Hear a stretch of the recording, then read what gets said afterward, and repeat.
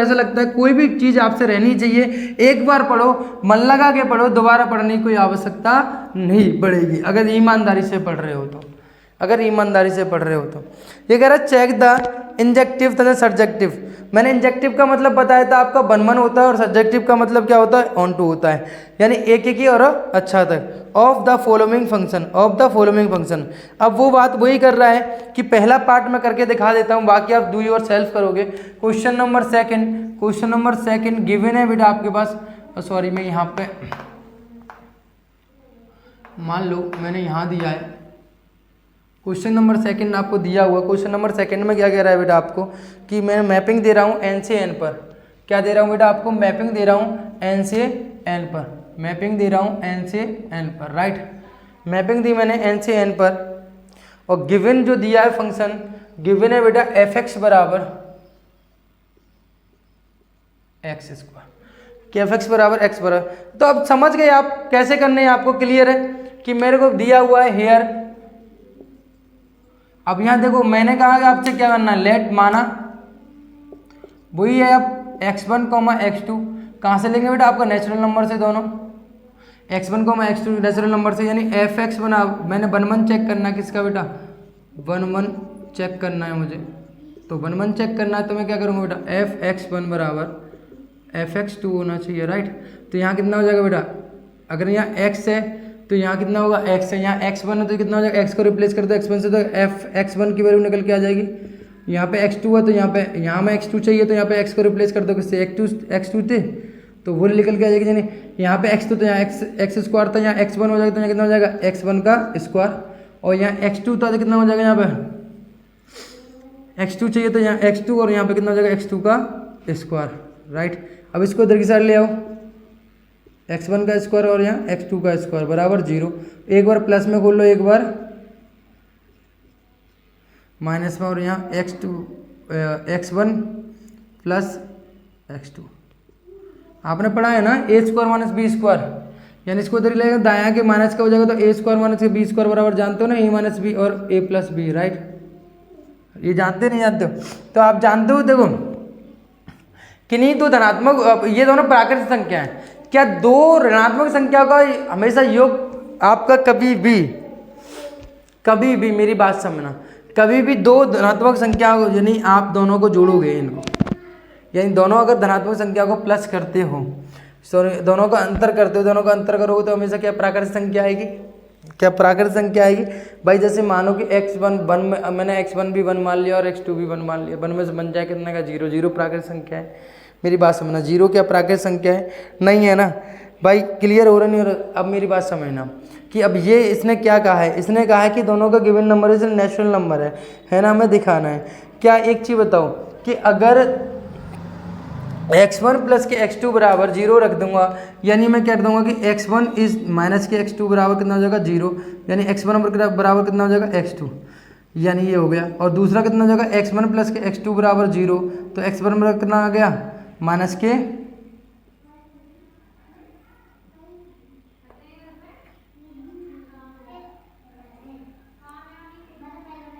आप जानते हो कि x1 जो वैल्यू है,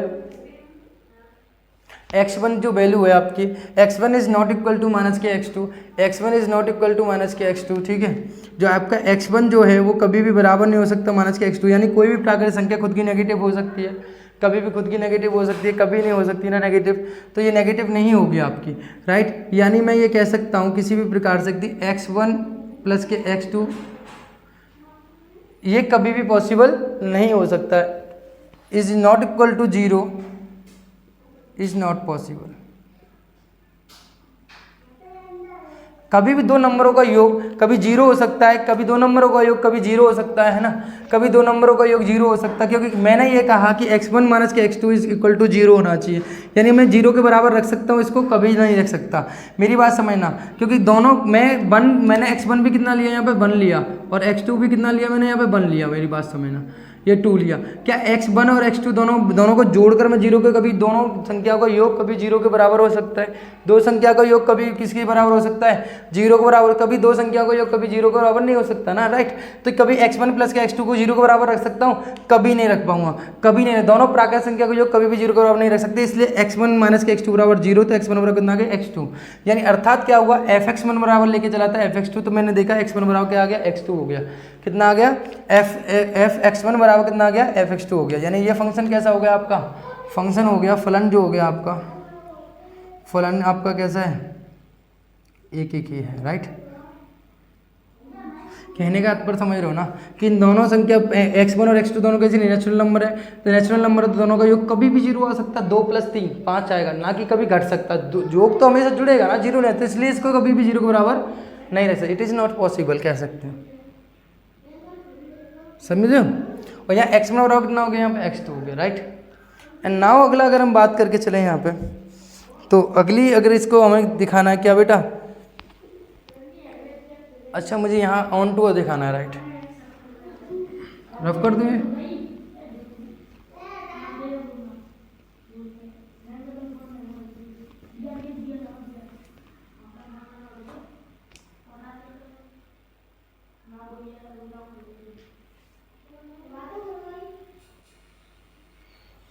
तो आपको जानते हो जैसे कि हमने यहाँ किया कि x1 बना, मुझे ऑन टू दिखाना है। ऑन टू फंक्शन के लिए अगर मुझे बात करनी है बेटा, किसकी बात करनी है? ऑन टू की।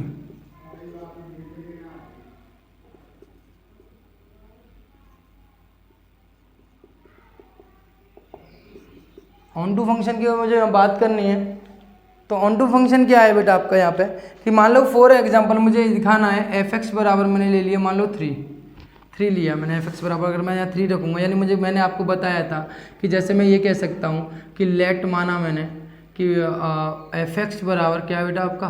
y है। तो fx की वैल्यू कितनी है बेटा यहाँ पे? x²। और y में किसका नेचुरल नंबर का सेट है, तो y बराबर मान लो मैंने y ले लिया कितना बेटा? 3 आपको फॉर एग्जाम्पल यहाँ 3 लिया, तो x बराबर कितना आएगा बेटा? √3। और x इसका एलिमेंट है, ये भी प्रांत का, ये भी प्राकृत संख्या का, क्या ये आपको मिल सकता है कभी सेट में? इसमें नेचुरल में नहीं मिल सकता, कभी नहीं मिल सकता ना। यानी आपको पता 3 एक ऐसा नंबर है जो कि आपके प्रांत में नहीं है, सह प्रांत का। इसका मतलब क्या हुआ? So f is not onto function, right. तो ऑन टू फंक्शन नहीं होगा, राइट। इसके दूसरे के सभी पार्ट आप स्वयं इसी प्रकार से कर लोगे। एंड नाउ अगर हम बात करते हैं किसकी बेटा? तीसरे की बात करते हैं। किसरे की बात करते हैं? तीसरे की, क्वेश्चन नंबर तीसरे की बात।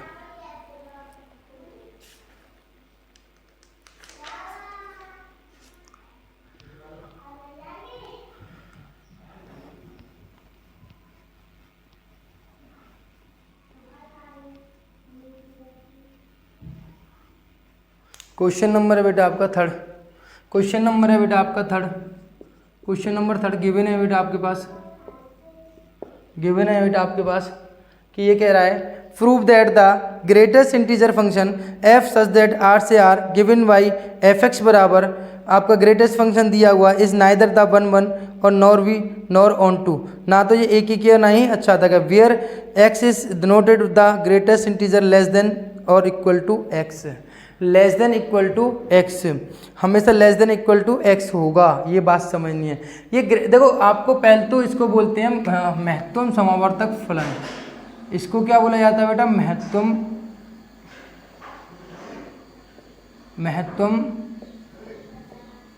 समावर्तक फंक्शन यानी फलन, ये होता है। या इसको बोलते हैं इंग्लिश में ग्रेटेस्ट इंटीजर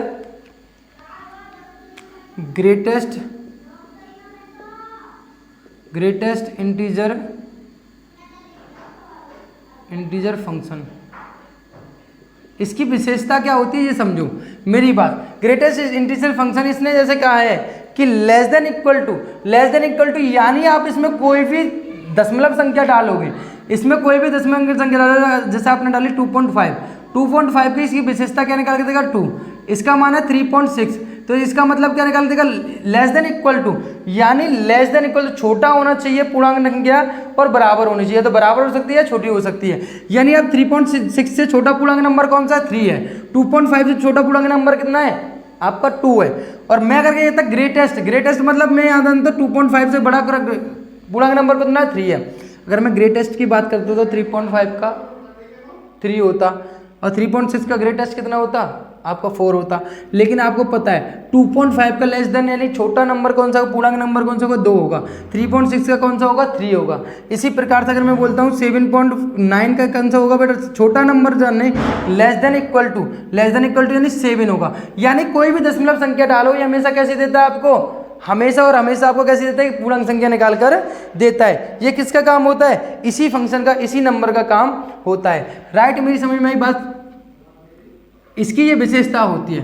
क्लियर है। अब मेरी बात समझना, इसने दिया है मुझे फंक्शन दिया है, फॉर एग्जांपल इन्होंने कहा है कि लेट जो है, लेट मैंने कहा कि भैया मेरे पास लेट कि x1 बराबर मैं मान लेता हूँ फॉर एग्जांपल 4.5 है ना, और x2 बराबर मान लेता हूँ, मान लो कि फॉर एग्जांपल कि थोड़ी देर के लिए 4.3 तो नहीं ले रहे हम है ना, कोई दूसरा नंबर ले लेते हैं हम यहाँ पे।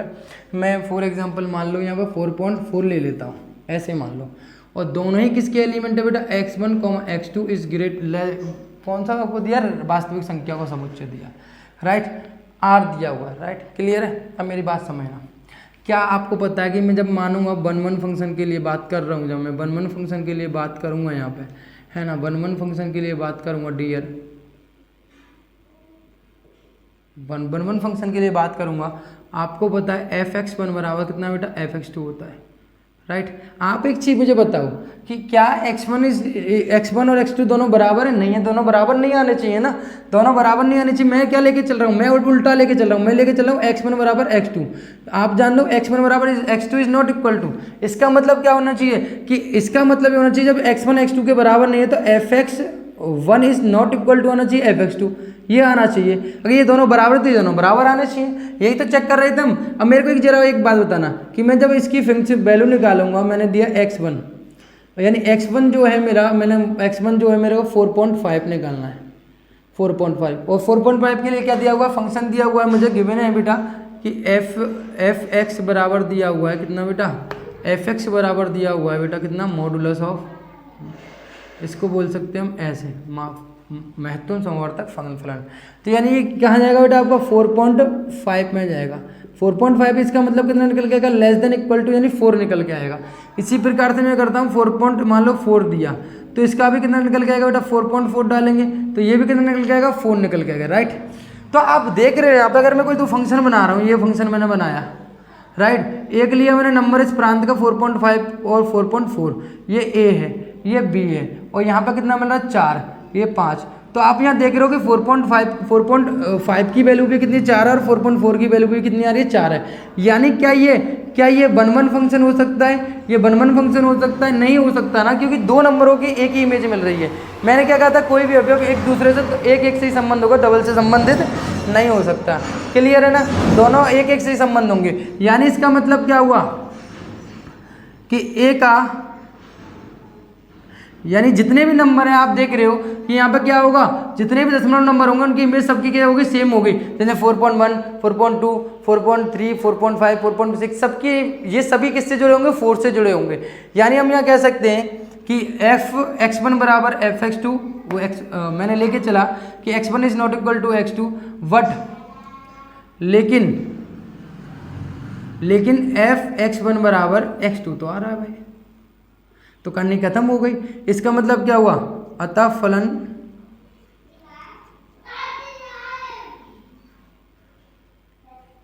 एक ही नहीं होगा। राइट, उसी प्रकार से अगर मैं यहाँ बात करूँ, मैं कोई नंबर ले लेता हूँ, मानो on2 के लिए बात करते हैं हम, on2 फंक्शन के लिए अगर मैं बात करता हूँ, on2 फंक्शन के लिए अगर मैं बात करता हूँ यहाँ पे, तो आप मुझे एक चीज़ बताइए कि मुझे on2 फंक्शन दिखाना है। तो मैंने माना लेट fx बराबर मैं बाई मानता हूँ, थोड़ी देर के लिए मानता हूँ, और बाई तुम्हें पता किसका नंबर, सहप्रांत का। तो मान लो मैंने fx बराबर मैंने माना बाई, और बाई मान लो फॉर एग्जाम्पल मैंने बाई माना है, मैंने मान लो 2.4, थोड़ी देर के लिए मान लो, या मैं इसको थोड़ा दूसरा नंबर मान लेता हूँ, मैंने माना 5.2। यानी आप जान रहे हो कि मैं यहाँ पे एफ एक्स बराबर कितना दिया बेटा, एफ एक्स बराबर दिया है मापांक महत्तम समवर्तक फंक्शन बराबर 2.5। ये किसका एलिमेंट है 2.5, वो 5.2 है बेटा आपका सह प्रांत का, किसका सह प्रांत का। क्या आपको पता है कि x का ऐसा कोई भी संभव मान है, यानी प्रांत का कोई भी ऐसा संभव मान है इसको रखने में 5.2 दे देगा, यानी 5.2 की कोई प्री इमेज इसमें मिल सकती है प्रांत में। क्यों मिलने का मतलब क्या कि x कोई भी डालो, x का कोई भी नंबर डालो, वो क्या मिलना चाहिए आपको 5.2 के बराबर मिलना चाहिए। कैसा मिलना चाहिए 5.2 के बराबर मिलना चाहिए। लेकिन ऐसा पॉसिबल है, ऐसा पॉसिबल है नहीं है। तो आप x का कोई भी मान डाल के देख लो वो 5.2 नहीं देगा, क्योंकि दशमलव नंबर तो कोई नंबर दे ही नहीं सकता, दशमलव नंबर तो आ ही नहीं सकते, क्योंकि इसका काम क्या है ये पूर्णांक संख्या बना देता है। तो ऐसे तो बहुत सारे दशमलव नंबर रह रहे होंगे सह प्रांत में जिनकी प्री इमेज किस में नहीं होगी, प्रांत में नहीं होगी। अतः ऐसे कह सकते हैं हम कि 5.2 ऐसे लिख सकते हैं कि भाई ऐसे लिख सकते हैं कि मॉडुलस ऑफ एक्स, ऐसे मैं यहाँ पे लिख सकता हूँ कि इसको ऐसे कि मैं यहाँ लिख सकता हूँ कि x बराबर 2.5 के लिए x का ऐसा कोई भी संभव मान नहीं है जिसको रखने पर 2.5 प्राप्त हो जाए। अर्थात दिया गया फलन आच्छादक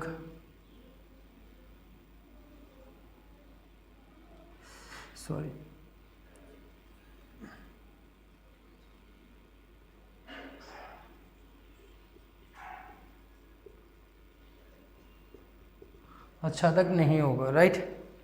अर्थात दिया हुआ फलन आच्छादक नहीं होगा, राइट। क्लियर है। क्वेश्चन नंबर 3 क्लियर हुआ। इसी से आप क्वेश्चन नंबर 4 की बात करोगे तो वहाँ पर क्या है आपका मॉडुलस फंक्शन दिया हुआ, मापांक फंक्शन दिया हुआ। आपको पता है वहाँ पे मापांक फंक्शन दिया हुआ है। यानी अगर मैं यहाँ पे बात करता हूँ, छोटा सा हिंट देता हूँ, ये नोट कर ले, समझ में आया, नोट कर लेना इसी प्रकार से, राइट। ऐसे ही यहाँ पर 2.5 सबके नंबर की कोई भी प्री इमेज इसमें नहीं मिलेगी, राइट।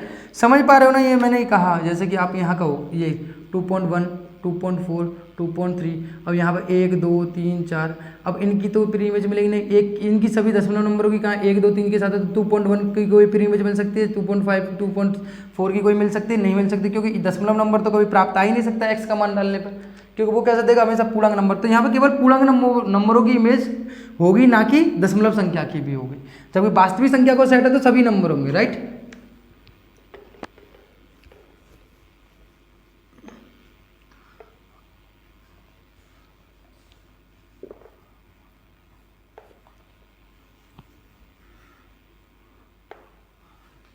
जैसे कि आपको क्वेश्चन नंबर 4 में एक हिंट देता हूं मैं आपको। क्वेश्चन नंबर 4 में अगर मैं बात करूं, क्वेश्चन नंबर 4 में आपको एफ एक्स बराबर क्या दिया हो, मॉडुलस मापांक फंक्शन दिया है। आप जानते हो जैसे मैंने कोई भी नंबर लिया, मैंने लिया 2 और -2 लिया, 2 और -2 की इमेज कितनी मिलेगी आपको पता है, 2 ही मिलेगी। कितनी मिलेगी, 2 मिलेगी। यानी आप देख रहे हो दो नंबरों की इमेज एक ही मिल रही है, एक ही होगा, नहीं होगा। उसी प्रकार से आप मान लो कि एफ एक्स बराबर, मान लो मैंने -3 लिया, तो एक्स का कोई भी मान, यानी एक्स बराबर कितना बेटा, मापांक ऑफ इतना, तो एक्स का कोई मान रखने पर क्या -3 मिल सकता है, नहीं मिल सकता। तो सिमिलरली जैसे हमने क्वेश्चन नंबर 3 किया, ऐसे ही हम कह देंगे 4 को, भाषा वही लिखनी है, सेम है ना कहीं तक, ठीक है। क्लियर है, कोई समस्या किसी प्रकार की नहीं होनी चाहिए। क्वेश्चन नंबर मैं यहाँ पे 5 की बात करूँ तो आपको पता है क्वेश्चन नंबर 5 में आपको दिया हुआ है बेटा, आपको क्वेश्चन नंबर 5 में दिया हुआ है कि show that the signum function, ये सिग्मा फंक्शन कह सकते हैं हम इसको, कि एफ की जो इमेज दी हुई है वो कितनी दी हुई है बेटा आपको,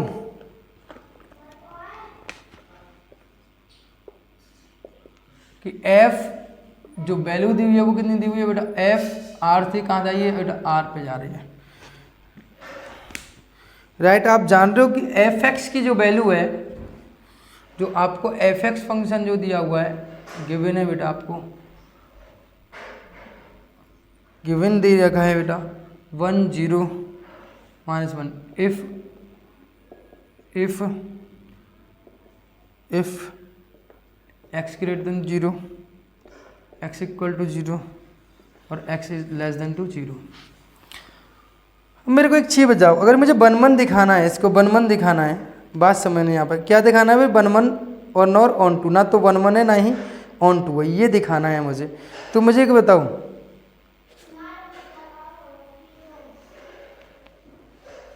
अब मुझे किसी बताओ x का मान अगर ग्रेटर देन है, मैंने माना कि let x1, x2 is belongs to real number, और x1 बराबर मुझे 1 1 दिखाना है, 1 1 दिखाना है, तो मुझे बताओ कि मैंने x1 बराबर मान लिया 2 और x3 मान लिया कितना होता 3, x1 बराबर x2 बराबर मान लिया 3, तो मुझे बताओ f(x1) की वैल्यू कितनी आएगी और f(x2) की वैल्यू कितनी आएगी। तो बताओ f(x2) यानी 2 की वैल्यू, f2 की वैल्यू अगर मैं निकालने जाता हूँ, f2 की वैल्यू जो निकालने जाता हूँ, आपको पता है इसकी वैल्यू पढ़ोगे तो x का मान 0, तो x का मान 0 से बड़ा होगा, सबके लिए आंसर कितना होगा 1 होगा, यानी कितना आएगा 1 आएगा। और f3 यानी इसकी वैल्यू कितनी होगी, आपकी वैल्यू 0 से छोटी होगी, यानी 0 से बड़ी होगी, तो उसके लिए भी कितना होगा 3, यानी 2 के लिए भी 3 और 3 के लिए भी 2 के लिए भी 1 और 3 के लिए भी 1। आप समझो मेरी बात, वो फंक्शन को पढ़ना सीखो। पहली बात तो x का मान जब 0 से बड़ा होगा, x का मान जब 0 से बड़ा होगा, x का मान जब 0 से बड़ा होगा, उसकी सबके लिए कितनी होगी वैल्यू 1 होगी, और x का मान जब 0 से छोटा होगा, सबकी वैल्यू कितनी होगी -1 होगी। जब x का मान 0 के बराबर हो कितना होगा, यहाँ पर 0 होगा, तो x का मान जब 0 से बड़ा है तो इसके लिए 1 होगी सबके लिए, यानी मैंने 2 और 3 माना, 2 और 3 दोनों 0 से बड़े हैं, इसके लिए इनके जो आपका इमेज मिलेगी वो कितनी मिलेगी, यहाँ पर 1 1 मिलेगी। तो आप देख रहे हो 2 की भी इमेज 1 है और 3 की भी इमेज 1 है, यानी इज नॉट इक्वल टू, मैं x1 बराबर x2 तो लेके चल रहा हूँ, मैं क्या लेके चला बेटा, x1 is not equal to x2, ये लेके चला, लेकिन इम्प्लाइज दैट कि f(x1) इज इक्वल टू आ रहे, सॉरी ये नॉट इक्वल टू लेके चला था मैं, और क्या आ रहे हैं मेरे पास, इक्वल टू आ रहे हैं, राइट, यही आ रहे हैं, समझ पा रहे हो ना, दोनों की इमेज एक ही आ रही है, इसका मतलब ये 1 1 होगा, नहीं होगा। सो f is not 1 1 function, right. अब एक बात समझो मेरी बात, क्वेश्चन नंबर 5 चल रहा था हमारा ऑन टू के लिए, बात करते हैं ऑन टू के लिए।